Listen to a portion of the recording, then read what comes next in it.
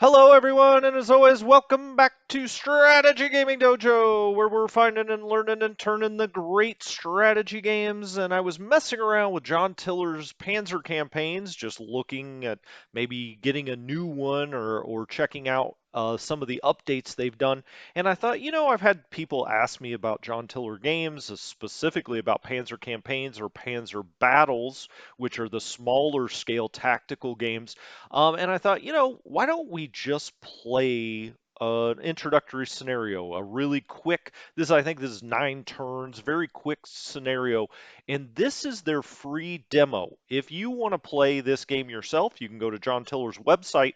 You can download this Mius front campaign and you can play this getting started. There's also a big campaign part of it that's a big game. I don't, hold on, let me go look. I think it's like 66 turns across the entire Mias front. Now, where was Mias? Well, it's just north of Rostov on the southern front. Army Group South, specifically the 6th Army, is what they cover here. But John Tiller games, what about them? Well, it used to be the case that John Tiller, of course, made some of the most advanced war games that were ever made. The campaign series at the time it came out, but that was long, long ago. And I know over the years that people have had a real objection to these games because of the graphics and the user interface. They just didn't think that the game was up to snuff from a modern perspective, even though they have great research, I think great gameplay.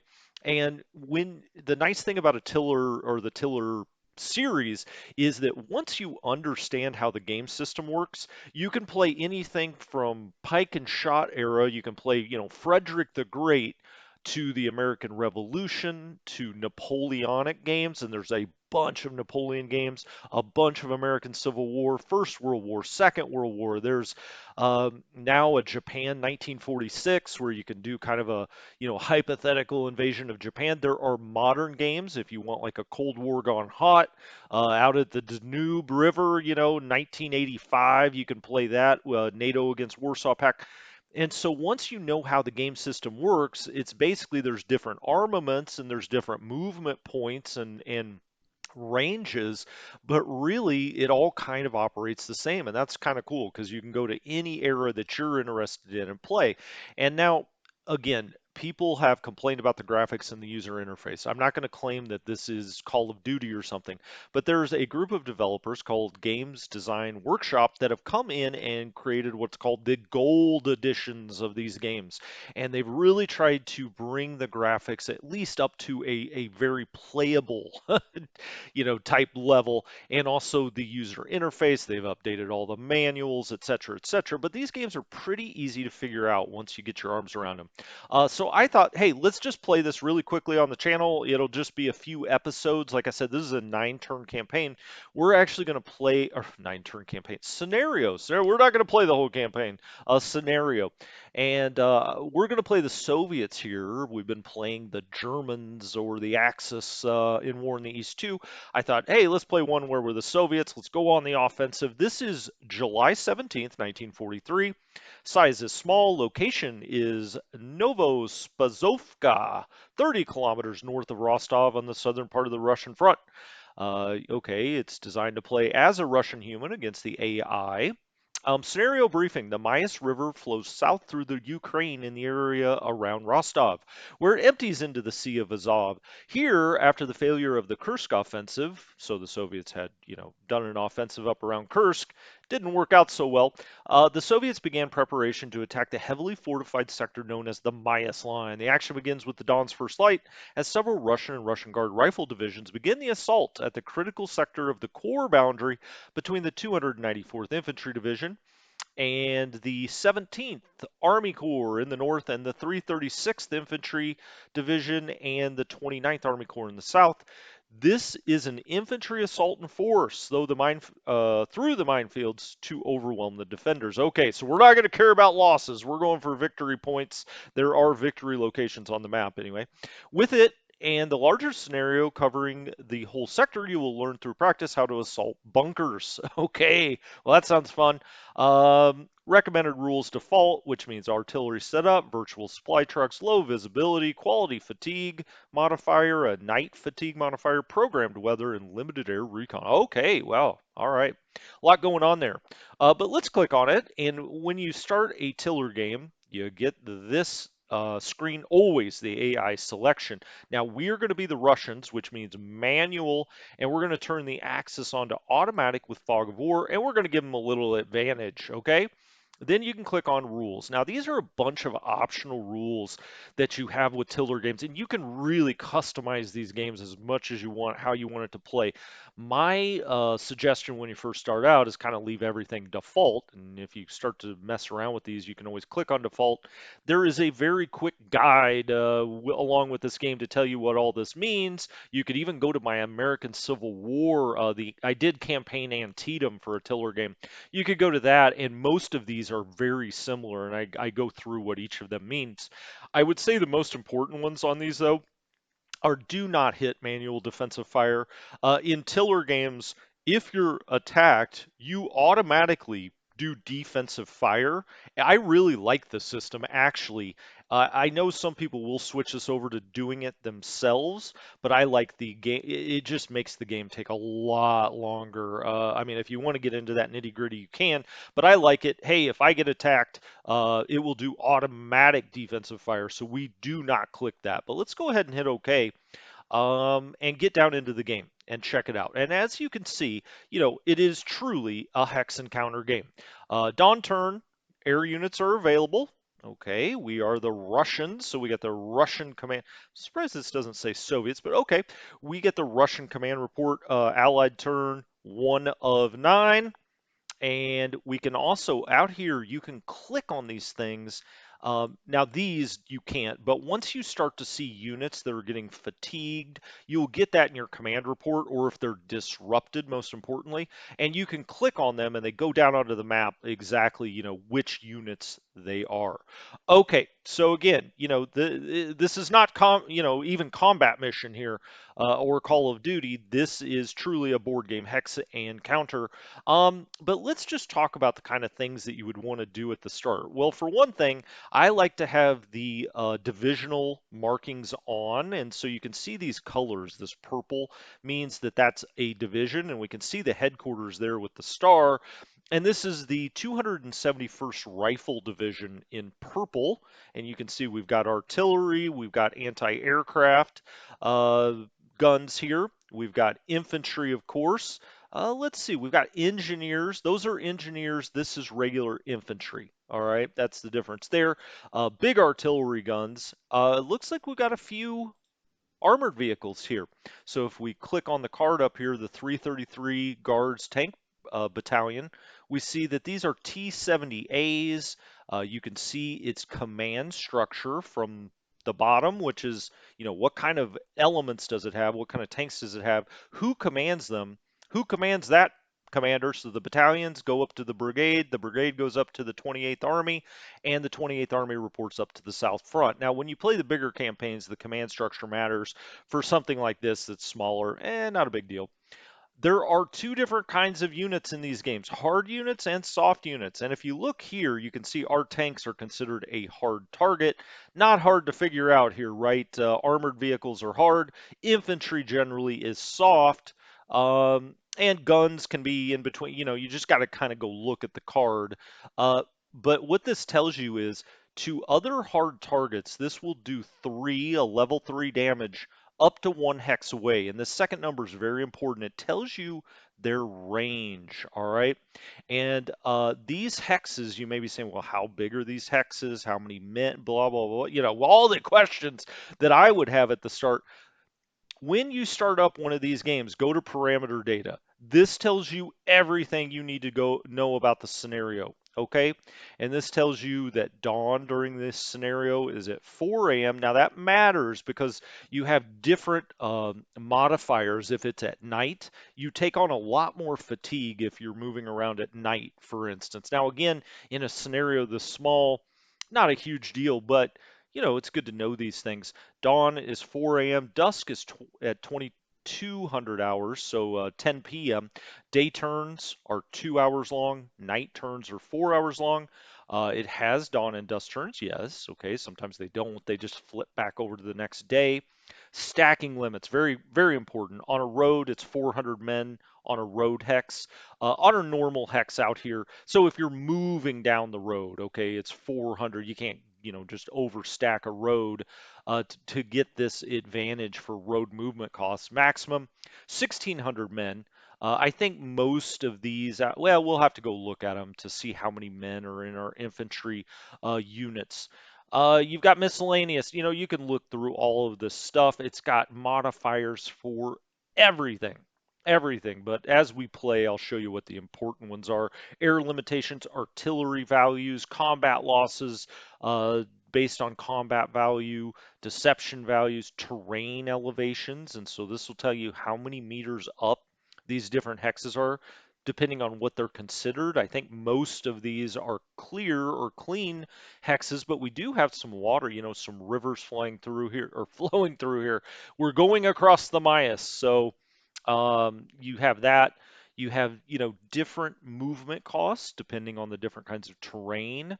If you've got a ski brigade down here, now we don't. It's not snowing. It's July of 1943 in the Southern Front. That would be quite a surprise. You've got different movement costs for bicycle, horses, motorcycle, motorized. Soft half tracks, armored car. I mean, they've all got different movement costs. Now, don't be overwhelmed by all this. It all becomes pretty apparent. You'll figure it out very quickly. You don't even really have to refer back to this if you don't want to. You'll get the hang of it as you go along. But you've got movement modifiers, you've got combat modifiers. We're going to be, it already told us we're going to be, attacking into bunkers or trenches here. Now, these are trenches or bunkers. This is a level 2. It makes a difference. Bunker defense 20, but we'll be able to see a lot of this stuff on the map. So let's jump into it here. Okay. And again, this is the 2D zoomed in mode. With your mouse wheel, there are 5 different zoom levels that include 2 different kinds of representations. And don't be scared away by these other looks. But you can play this on a postage stamp, essentially. This is your 2D zoomed way out. Now, you may say, why do this? Most of these scenarios are massive. I mean, I'm talking, half the entire southern front. And so, zooming way out like this, you can see the whole of the map. As a matter of fact, why don't we just do that really fast, just so I can show it to you? So let's go down here. We'll say we do not want to save this, and let's go to the big campaign. All right, and we'll just do manual and manual so it doesn't start firing. But as you can see, when you're doing the entire campaign, this might be helpful, right? And you can see the different divisions that we have and how the front kind of stacks up here. And, then you can zoom down here. This is the second level. This is the zoomed in. Whoops, sorry. This is the zoomed in level that I just had it at for the small scenario. And you can see, you may really want to zoom out for this because there's a lot going on in a big scenario. Now, they do also have 3D. I know it looks ridiculous. I don't, if you zoom it in here, I don't know, maybe you'd like to play this way. You can kind of see the terrain levels. I never played tiller games in 3D. And so, I guess it's kind of interesting to look at. I know that they've worked hard to try to make this look a little better, but I just don't do it. I don't do it at all. So let's get back to our. Oh, one other thing I did want to tell you. Right now, I've got graphical unit icons on. You can turn those off and just play with NATO symbols if that's your cup of tea. But I like to have the pictures on here. I think it makes the game look a little better. Again, you can see the headquarters here. That's a division headquarters. This is a corps headquarters, I believe.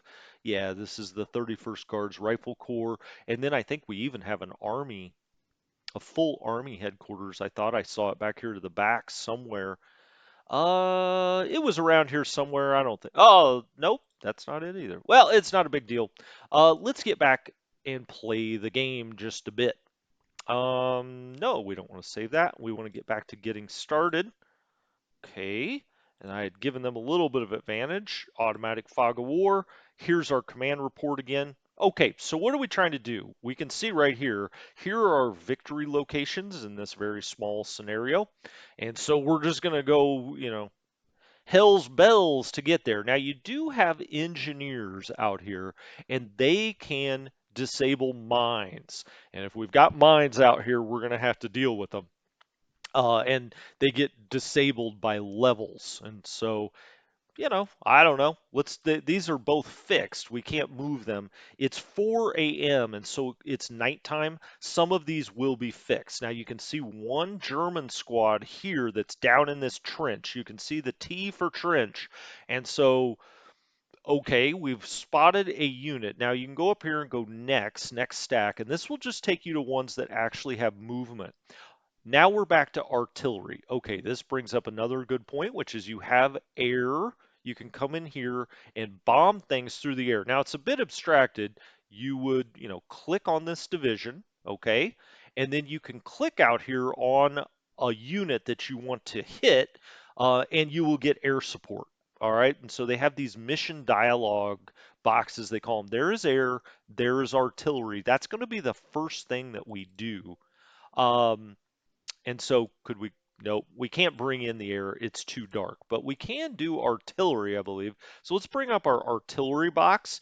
You can see they're listed here, and in bold is artillery that you can actually use this turn if there's something available. Now this is grayed out, so it's not, but this you can use. And you can see you get a flashing red uh, you know, a flashing red square here around the counter of the actual artillery.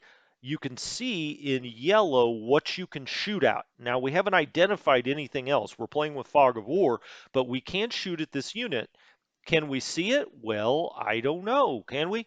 Well, obviously, we have located it. You have spotters out here. And let me go see here. The view command. Um, there, hold on. We could do it up here also. There's binoculars, spotted units, and now you can see are the spotted units that are out here. Okay, there's also all kinds of hotkeys, so you can see what this unit can actually see, and then you can see what it can see indirectly because of spotters. Okay, and so we've spotted that unit. They've radioed back to the artillery and said, "Hey, we got a unit there that's in a trench. Bring me some arty." So we're on that, and in these games, you just hit Control right click if you want to hit something if it's picked. And you got to make sure over here, it drives me crazy sometimes because I'll be like, do something. You've got to make sure these cards are selected for it to do anything. Now, looking at the cards here, 134th Artillery Regiment, okay, it's got 36 guns, 100% of its build out. So, everything's ready to go. It's got a morale of D. Now, morale in this game is everything. All right. And so these are not very good quality. Uh, Guns or the people that operate them aren't great quality. Fatigue means a lot in this as it fires more, or if it comes under attack, or if it moves, it gains fatigue. It's got so many movement points, okay? It's in clear terrain. Now, you're always going to have the unit you're selected on up here, all right? And it gives you the NATO symbol for artillery. Then you always have the hex information that it's in right below it. It's clear, it's at an elevation of 120 meters. Now, elevation matters a lot in this game. Visibility is 1 kilometer. Okay. And local supply is 71. For a small mission, we don't have to worry about supply here, but there are supply points. You can see them out here on the map that if you're playing bigger scenarios or a campaign would matter. Okay. If you if you right click and hold down, it will tell you a lot more about this entire unit. It will tell you the stacking cost for these guns. It will tell you the damage they can do against hard targets and up to what range. Now, it can go out to 13 hexes, but for every hex it goes past, every hex that goes out, it does less damage. So 4 is like ideal if something was 1 hex away. Up to 13, it gets modified down less and less. This is better against soft targets, so it's better against infantry. It does 13 damage, kind of in an ideal scenario. Assault value, so you can fire at things or you can assault things. Assault is what you think of as like hand-to-hand combat. I don't think we're going to have artillery doing much of that. It does have an AA value. It's got a defense value if something tries to attack in its hex. It's got a speed, indirect fire. So it does have spotters out on the ground. You don't really have to worry about that other than knowing that things have been spotted. Uh, they are towed guns by horse. Okay. And in these games, there are two different move modes, or travel modes is what they call them. Either set up, or if you hit this, it would get into travel mode. And we may do that just to show you what that looks like. But those are the two modes you're in. You're either ready to fire or you're traveling, which you have less movement costs when you move through things. So we're ready to go with this gun. Let's hit control. We're selected on here. Yeah. Let's hit control and right click, and it hits that, and you see three men. Three men were hit. There are wounded, casualties, killed. They're out of the fight. Now, with your artillery, what you're trying to do is disrupt units, okay? Disruption is very powerful in this game. Once a unit is disrupted, it really can't do much. I mean, it can do defensive fire, but it has worse movement costs. It can't really go on the offensive at all. It really hurts the effectiveness of a unit. And so as you see, when we fired this, we had 32 movement points. That cost 16 of our movement points, but we can fire one more time, and let's do that. Now we'll have 0 movement points, but because we have the artillery dialogue up, it just grazed the one out that we just shot, and it moves down to the next one that you can shoot with, okay? And so the second time we fired at these guys, 5 men were in some ways incapacitated, casualties, casualties. So now we move down the list. All right, and you could do this manually out here, but the artillery box really helps. It shows you what can actually fire this round and what can't. All right, so this is 7th Guards Gun Artillery Regiment. It's at Hex 19-2. Okay, it's already come up over here. You can see it's horse drawn. All right. It's got 18 guns and a little bit better morale. Morale in this game is just like the grading scale, A, B, C, D, down to F, okay? And so, morale C is okay. It's not terrible. It's not terrible. Let's right click on this. Now you can see up here against hard targets, it does 6 damage ideally, and against soft it does 16, up to a range of 18 hexes. So, I mean, this thing can reach way out here. This is a nice big gun. It's a 122 millimeter gun. And so you can also see down here when you right click the hex information, primary road, secondary road, stream, primary road, and the stacking cost for this is 180. Now remember in the parameters when I brought those up, it showed you could have up to 1600 men in a hex.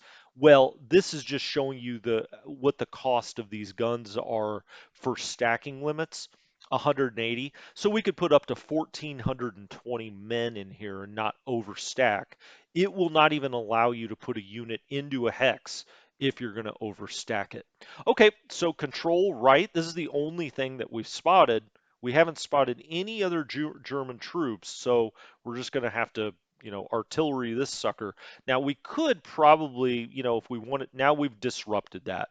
And that's what that means, and that's what you're trying to do with your artillery, because before you assault something, make sure it's disrupted. And you can see it in yellow with a D, it is now disrupted. But as we look here, we don't have any other artillery that can fire. Now we have a lot of artillery, but we don't have things that have been spotted. We don't have any other artillery that is able to shoot at this point. Some of it might be fixed. I don't know. We can go out here and look. Yeah, these are not active yet. So this is an anti-tank battalion. It's right now, it's fixed. These are fixed, so they weren't ready to go. All right, let's see if we have any ground troops that can move. We do. So we've got a sapper battalion out here, engineers. They'll be good if we run into mines. And I can just tell you from having played, these Tiller World War II games. There are a lot of mines out here. So you're going to need these sappers to get in and disable the mines. We've got a rifle battalion and another rifle battalion. I think they're both part of the same rifle regiment. They are the 549th Rifle Regiment, which is all part of the 127th Rifle Division, which, just looking at that, looks like it's all in purple. Okay, and so the 127th Rifle Division. Well, actually, I think maybe all of this is. Hold on, let's look at this. It may all be. Nope, it's not actually. Depending on the size and scale, these colors will show you regiments, they may show you divisions. I'm just trying to determine if there's anything else from the 127th that just, nope, these are all separate rifle divisions, okay? And when we look at these here, 108 men in the engineers, in these rifle battalions, you've got 397 men, 396, so around 400 men. Their morale isn't that great. They're obviously going to be, good against soft targets. Against hard targets, they have to actually be in the hex with armor to do any damage at all. They've only got a range of 1 against soft targets, so just something to keep in mind there. Let's just see. Okay, these guys can move as well, and this is 3 rifle battalions here. They're not fixed. Let's just click on all 3. So I just double clicked on there to select all 3. And let's do an assault into this hex. All right. Now we could fire just by control, like this, or you can pick them up and pull them into that hex. Unknown assault odds because of Fog of War. If you play without Fog of War, it'll give you assault odds, all right? But we're going to just go flying in there. Now, they get a defensive fire against us, and that's what I was talking about. The game automatically will do defensive fire. It's kind of at its own devices. It's going to fire at you. But now we have this assault set up. And you may say, hey, what happened? What's okay? So they defensive fired against us. We have this set up. We don't have to do it immediately, but when we're ready to do it, we go up here to assault, and we can do begin assault, cancel your assault, add to this assault if we want, or we can resolve the assault. We could also show odds if we were playing without Fog of War, but let's just resolve the assault, and there we go. We just knocked a unit, or we basically knocked them back. We took 11 losses here, and we can see that over here. We started with 397, 5, 7, 8. So this is more like, okay, these must have started below 397. And we did get disrupted. When you do an assault, you often do get some disruption. But now we moved here. We still actually have some movement points left even after that assault. The defenders took 25 losses. We took 11. Okay, we can click off that, get back here, and let's see if we can still fire on anyone. Up to 1 hex away. Nope. And that's there we can. Okay, it was only 7 movement points to fire into that hex. So we can do that with these other 2. All right, so we've clicked on both those. Let's fire in there. All right, another 2 men. Now they get defensive fire. Anytime we attack them, they have the opportunity to get defensive fire against us. Okay, which to me, in many ways, makes this a little more realistic in that these guys don't just sit there. Now, we just lost 23 men, and you may say, why is that? Well, there were mines there, okay? And as you see up here, our sappers now, the minute they move over mines, it says clearing mines, all right? And so it does that automatically. When your sappers get in here, and so, oh shoot, these guys are fixed. But we may be better off just moving our sappers in first and letting them clear the mines. Not really, though. As the Soviets, you just move forward and take out what you can. Uh, your advantage is manpower. But these are fixed this turn, so we can't move them anyway. Now we have movement points, and as you can see, we got disrupted here and can't do anything. We used all of our movement points, or they were drained out of us because we went over this minefield. All right, well, this will be clearing mines. Now, it does take a turn or two, and we'll take automatic casualties because of that. It takes a turn or two before they can clear them out, and so we will be taking casualties here. All right, let's go on to the next units we can move, and we have these guys here. This time, let's send the sappers in first. Now, you may have said, well, why didn't you just do that the first time? Well, again, because as the Soviets, you just want to be moving forward. You've got a lot more manpower. As you can see, we're triple stacked here. The Germans have what appears to be one unit in each one of these bunkers. And B is for bunker, T is for trench. They can have different values. In this case, it gives them a 20% defensive bonus. And how would we know that? You can see that right here. When we're over the hex, now that we have visibility on this, you can say bunker, or you can see it here, bunker, negative 20% for you as the attacker, plus 20 for the defender. Okay. Um, this is also in a town, okay? And I didn't recognize that before. You can take the units off of here, off the map, if I can find it. There it is. We can, oops, don't want to do that. We can take the units off the map, and now you can see that's a town. You may say, is it really? Yeah, it is. And this is a village. Not as many buildings in there, right? Town, village, okay? Um, Okay, let's continue a little longer here. I was going to say, well, we'll call it an episode. Nah, I want to keep going with our first turn and start moving through here as much as we can. We got to get to these victory locations in 9 turns. I think we can do it. Now, this was the sapper down here. This was, nope, it was these guys right here. This time, let's move the engineers in first and see if there are any mines. Well, and this is what happens, right?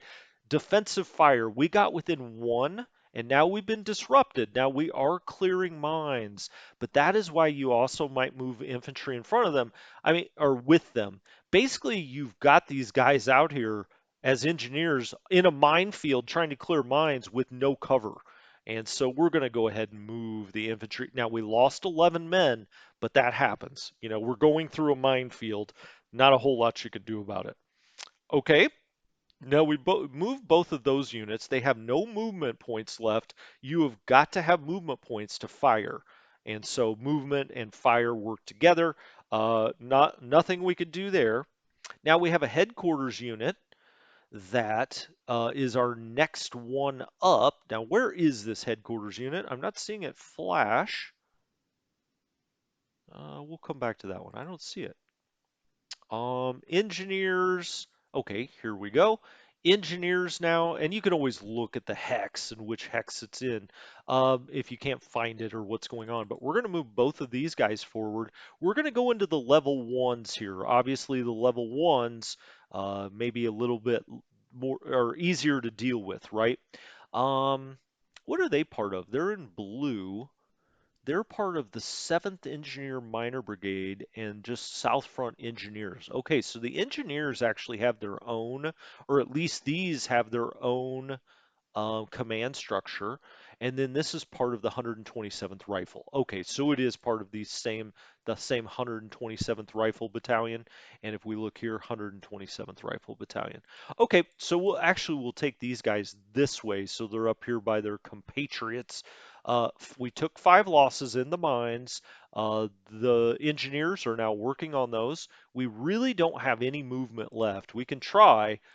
It's brown when it's selected, gold when it's not, which I think is actually a little backwards. It should be the opposite. Now, if I hold down control, we can try to fire and you can't. You can't. It just gave me a warning message.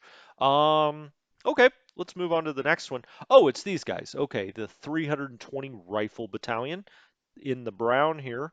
All right, well, we're going to take them over here to the level 1. We lost 13 men in the mines, and we don't even have any minesweepers here or engineers. So, it is what it is. We gotta keep moving forward. Now, you can stack, as I said, up to 1,600 men based on the parameters, and it'll be different in every scenario.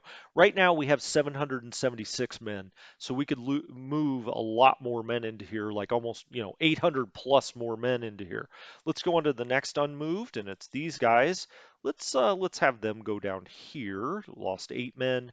The engineers are now clearing mines. Okay. We took some defensive fire. Now we still have 8 movement points with both of these guys. So let's try to fire on this unit. Couldn't do it because I had the engineer selected too. Can we do it with just the rifle? Yeah, okay. So we just fired at them. They lost a man. Not a big deal, but we just got to wear them down. Okay, these guys can move as well. These are both rifle battalions. They don't have engineers. So let's just move them into this hex. Yeah, they still lost men from the mines because the mines are not cleared yet. Uh, and one of the units got disrupted. And because of that, they didn't move in with an engineer. They lost almost all of their movement points. Okay. Now we've got this unit. It's another rifle battalion. It is part of the 127th. We're going to move this up right behind. I don't want to take any more losses in the minefield just this turn. As you can see, soft, 4 damage at 1 range. We don't have anything within 1 range, right? It's 2 range, so nothing more we can do there. And we've got this unit. Same idea here. We'll just move it forward. Oh, whoops. Move, move, I said. We'll go this way and down here. Just get them up behind these guys, all right? And then we've got another part of this rifle battalion. Whoops. Sometimes when you double click that, it clicks off. You got to make sure it's brown up here if you're moving it. Right. Okay. So they're just going to back up these guys. These guys are going to take the brunt of the minefield and start trying to push the Germans back. Okay, all units have been considered. We've moved through everything that's not fixed. As you can see, we've got a lot of units out here that are fixed, fixed, fixed. We cannot move them this turn. At the start of next turn, when the commander's report comes up, it will tell us what's been unlocked, what else we can move. Let's look at the victory screen. First site is Russian, so all of these points will be in relation to us as the Russians. We have lost 140 men, okay, which is 12 points worth of victory points. We haven't lost any guns, anything else. The Germans have lost 41 men. That's 3 points. So we're at -9 right now. And then this tells you we need to be at +50 just to get above major defeat. That would be a minor defeat. We have to get over +100 to be a minor victory. It has to be +150, major victory +250. So basically anything less than 100, it's a major defeat. And so we got to get the move on. We got to get some of these victory locations, okay? So now we could click next turn. I believe that's this right here. Now, I didn't really show you some of this stuff, but you can see so many things here. You can see the command range. You do have these command units. You can go see supply, full screen map contours, find units, jump dialogues, local supply value. You can go see all of these things, but I'm just trying to show you the important things as we move along. You can see the strength, like a breakdown of the entire order of battle and what each thing has, okay? Um, and so on and so forth. I mean, really the amount that you can get here of information is incredible. Weather, commanders' reports, supply sources, objectives, uh, all of these different things that you can see. But anyway, when we come back next, well, actually, you know what? I keep saying when we come back. No, let's not come back next time. Let's go ahead and advance and see what the Germans do. And so we're going to save this as battle. Okay. Yes, we'll replace it. And we'll see what the Germans are up to. So they are attacking along the front here. Now this could actually be artillery. We don't know until we spot it. They've obviously got artillery as well, and so these are artillery strikes, I do believe, because we're not seeing red lines coming from units. And so when it's just like a bomb burst, that's either air power or artillery. Okay, and so they're hitting us with quite a bit of artillery. Not uncommon for World War II, right? Now, what's interesting is these Panzer campaigns are always thought of as big, massive scenarios, but they do have these smaller ones which remind me of Panzer battles. So, Panzer campaigns are 1 kilometer in scale. Every hex is 1 kilometer, and every turn is 2 hours. Panzer battles, I think, are on a scale of like 250 meters per hex. and like, gosh, I just can't remember. I think it's 15-minute turns, maybe, or 30-minute turns. So it is a smaller, more tactical Panzer battles is, but this is a pretty smaller scale engagement. Oh, as you see here, you can see the red lines as these fire at each other, and that's how you can tell it's not artillery. It's coming directly from these units. But as they attack us and fire at us, we have this opportunity fire that goes back at them if the game decides to do that. If the AI says, yeah, we want to see, we even get it from artillery. If that artillery is able to, it will fire opportunity defensive fire. Okay, we spotted a lot more German units here. Visibility is improving. Reinforcements have arrived. Units that have been released. We see wow, a lot of them. Okay. We have air units that are available with the visibility improving and unit clearing mines and obstacles at, here, here, and here. It's telling us where it's doing that. When we come back next time, we will continue our assault.